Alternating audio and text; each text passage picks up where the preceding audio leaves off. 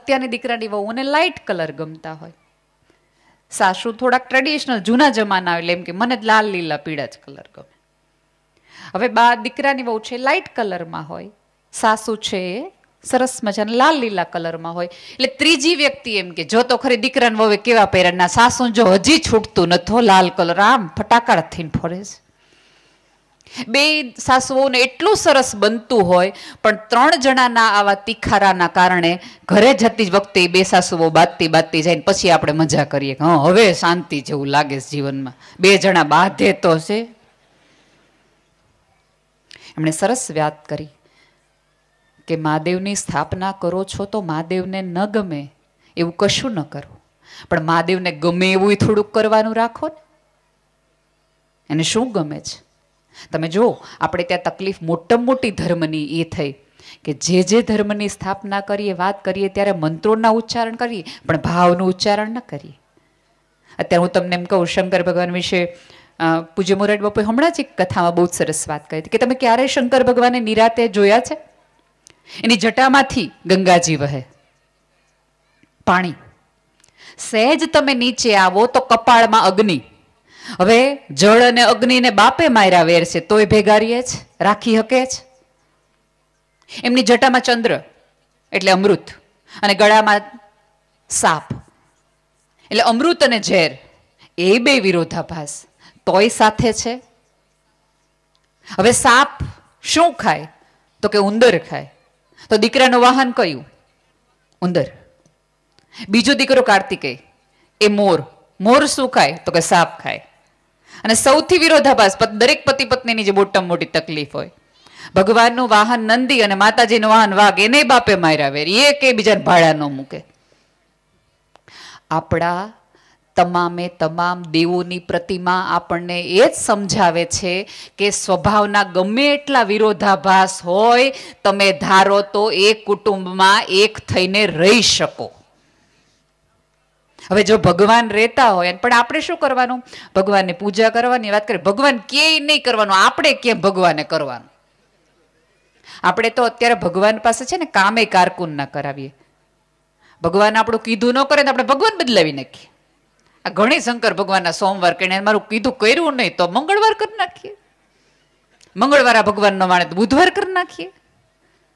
તમે જુઓ અહીંયા જે વૃદ્ધો છે ને, એમના ઘરે જ્યારે મંદિરો હતા ને ત્યારે એક એમનો ઈષ્ટદેવ હતો, એક ગણેશ હોય, એક કુળદેવી હોય, આ ત્રણ ભગવાન હતા. હવે આપણા બધાના ભગવાન મંદિરોની અંદર ફોટા વધતા ગયા, એટલે એ જે નવી પેઢી છે ને એ નક્કી કરે કે આમાં તકલીફ પડે ત્યારે કોને બોલાવાના, એટલે ગૂગલ કરે. અને હવે તો જે ગૂગલ કરે છે તો હું બતાવે છે તો ભગવાન જાણે. હા, અને અત્યારની તો નવી પેઢી છે એ તો પિક્ચરો જોઈને, સિરિયલો જોઈને ભગવાન સમજતી થઈ ગઈ છે. મારી ભત્રીજીને અમે જ્યારે લોકડાઉનની અંદર દેખાડ્યું રામાયણ, દલપતભાઈ કે ભાઈ એનું મને એમ થયું કે રામાયણ દેખાડો, બહુ જ નાની હતી, 6 વર્ષની.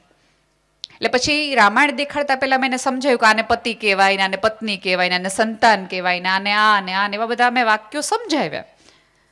હવે થોડીક વારમાં એવું થાય કે થોડી વારે રાવણ આવે અને એમ બોલે મેં લંકાપતિ રાવણ હું, મેં લંકાપતિ રાવણ હું. તો મારી ભત્રીજી કે આની પત્ની તો મંદોદરી હતી, આ કા લંકાપતિ કર્યા કરે? એને તો એમ કેવું જોઈએ કે મંદોદરીપતિ રાવણ હું, મંદોદરીપતિ રાવણ હું.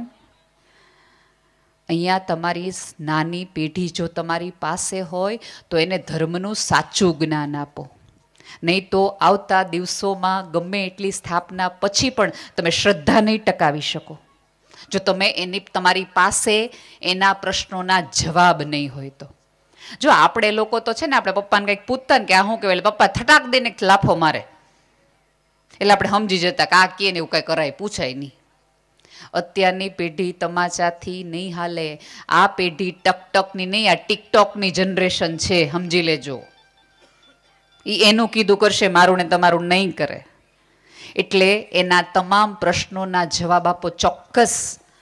ભાઈએ કીધું એમ મજા ચોક્કસ કરો, પણ આવા મંદિરોની કથા કયો, તમારા આખા ગામમાં 100 વર્ષ પહેલા આ મંદિરની સ્થાપના કરતી હોય એકાદ વ્યક્તિ તો હશે કે જેને ખબર હશે કેમ ચપાણું, તો તમારા પેઢીઓને કયો, તો આવતા દિવસોમાં તમારું આ સોંઢા ગામ રહેશે, તો વાત રહેશે. પણ આપણી બધાની તકલીફ એ છે કે અત્યારની આ બધી પેઢીને તમે એમ કહો ને કે ધીરુભાઈ અંબાણી ક્યાં ના, તો એમ કે હા ચોરવાડના ને એણે આમ કર્યું હતું. રતન ટાટાની બાયોગ્રાફી તમારી પેઢીને ખબર છે.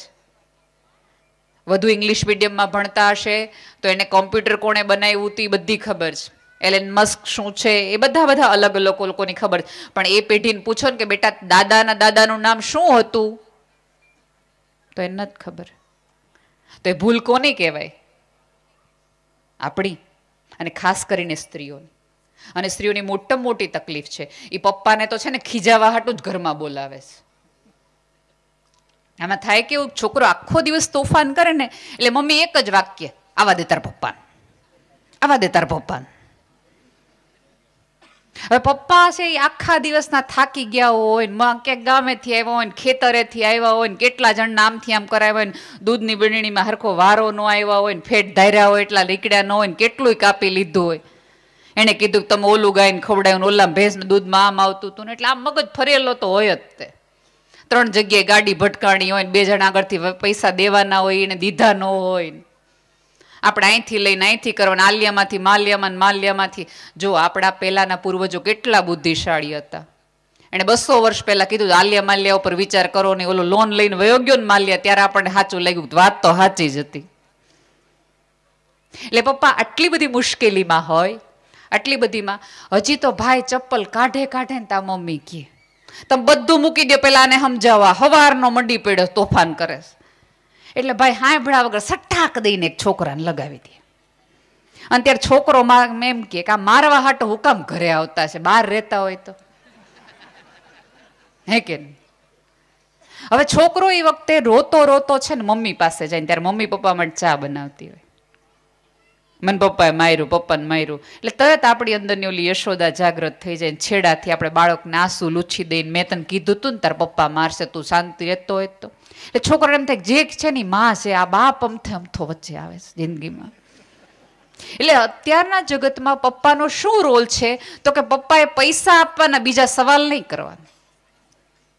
પપ્પાએ ખેતર વેચીને મને કાર લઈ દેવાની, પપ્પાએ બીજી કઈ માથાકૂટ નહીં કરવાની. અને કેવું તકલીફ છે ખબર છે કે આ પેઢીમાં મોટામાં મોટી તકલીફ એ છે કે એમને પૂછાય નહીં, કંઈ કહેવાય નહીં, સવાલ ન કરાય. કારણ કે એ લોકો બાયણું બંધ કરી દે.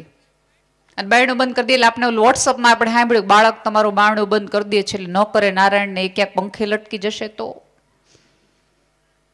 ચિંતામાં આવી જઈએ છીએ આપણે.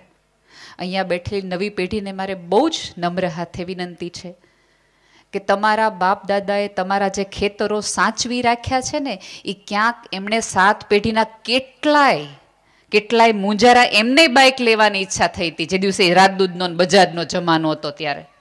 પણ તે દી એને સાયકલના પૈડા ફેરવી રાખ્યા એટલે 7-12ના ચોપડે તમારા નામ રહ્યા છે. એને સાયકલો ફેરવી ને એટલા માટે, બાકી ન રે. એ વિચાર કરવો જોઈએ. અને અત્યારે કેવું છે કે મિત્રો બહુ ગમે, પરિવાર ન ગમે, બેનપણી ગમે, બેન ન ગમે, ફેસબુક ઉપરનો ફ્રેન્ડ ગમે, માસીનો દીકરો ન ગમે. બધાની તકલીફ મોટામાં મોટી. તમે અત્યારે સરસ ભગવાનની સ્થાપના કરી.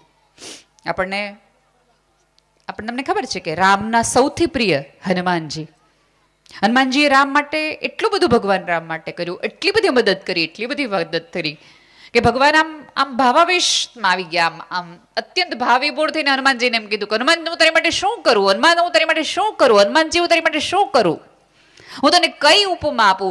ભગવાનને પણ જ્યારે હનુમાન માટે ભાવ જાગ્યો, ત્યારે ઉપમા ન મળી, ત્યારે એમણે એટલું કીધું કે તુમ મમ પ્રિય ભરત સમ ભાઈ. કેવો ભાઈ? ભરત જેવો, ભરતથી આગળ નહીં.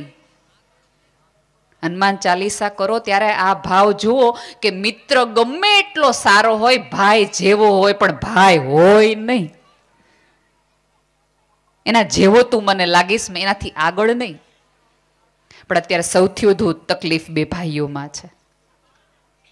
અત્યારે આપણે સરસ રામાયણની વાત કરીએ. તમે વિચાર કરો કે ભગવાન રામને દશરથજીએ કીધું કાલ તારથી વનવાસ વયું જવાનું. અહીંયા બેઠેલા કોઈ આના પપ્પા એમ કીધું હોય તને 3 વીઘા જમીન મળશે, મોટા ભાઈને 5 વીઘા, તો આપણે કેસ દાખલ કરીએ પપ્પાના નામનો કે અમારા પપ્પા હાવ કેવા છે જોતો ખરા.